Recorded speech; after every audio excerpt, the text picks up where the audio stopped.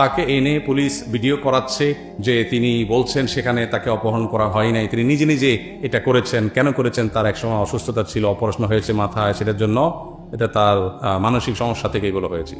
প্রশ্ন হলো, এই বিষয়ে তো কোনো তদন্ত কমপ্লিট হয়নি, তাহলে তদন্ত চলাকালীন অথবা এটার কোনো সুরাহা হয়নি, বিচার হয়ে যায়নি, এরকম একটা বিষয়ে সংশ্লিষ্ট ব্যক্তিকে আনায়া বক্তব্য পাবলিকলি প্রচার করার এটার কি যৌক্তিকতাটা থাকতে পারে? এখানে একটা সন্দেহের দানা বের হয় যে দায়িত্বশীল যারা, তারা কি এখানে কোনো বিশেষ কিছু লুকানোর, ছাপানোর বা অন্য কিছু স্টাবলিশ করার চেষ্টা করে? উনি যদি সত্যি এটা নিজে থেকে অভিনয় করে থাকেন, তো যথাযথ তদন্তের মধ্য দিয়ে জিনিসটা বের হয়ে আসবে, সমস্যা কথা। আমরা অপেক্ষা করি, আমরা বলি যে তদন্ত চলছে। সেটা না করে মাঝপথে হঠাৎ এরকম করার কারণটা কি? দ্বিতীয়ত হলো, অনেক আলেমোলামা আছে যারা ইতিপূর্বে বিভিন্ন সময় পুলিশের কাস্টডিতে অথবা জেলে থাকাকালীন সময়ে তাদের উপর এমন কিছু প্রয়োগ করা হয়েছে যেটা তাদের স্বাভাবিকত্বকে নষ্ট করেছে, স্বাভাবিক চিন্তা চেতনা থেকে তাদেরকে সরিয়েছে, তাদেরকে মিথ্যা বলতে বাধ্য করা হয়েছে। এরকম ঘটনা বাংলাদেশে কি ঘটে যে আমরা কি কেউ না জানি? তো হঠাৎ রাতারাতি বা মুহূর্তের মধ্যে আমাদের প্রশাসন বা পুলিশ একেবারে ফেরেশতা হয়ে আমল পরিবর্তন হয়ে গেছে এমন কিছু তো না। তো এটাকে খোলা চোখে একেবারে যা বলা হচ্ছে বা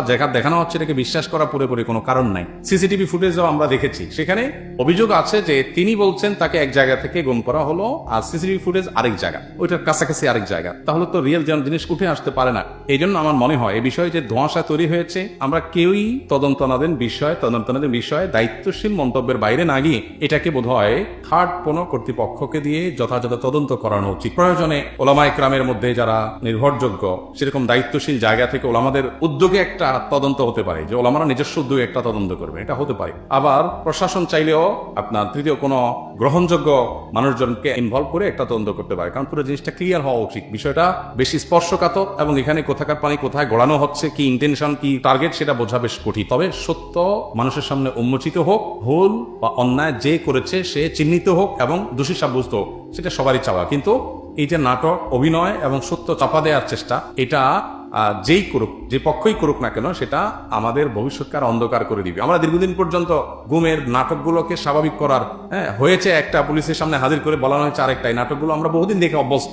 সো এগুলো বাংলাদেশের মানুষ আর দেখতে চায় না। আমরা আশা করব যে বিষয়টি পরিষ্কার করা হবে।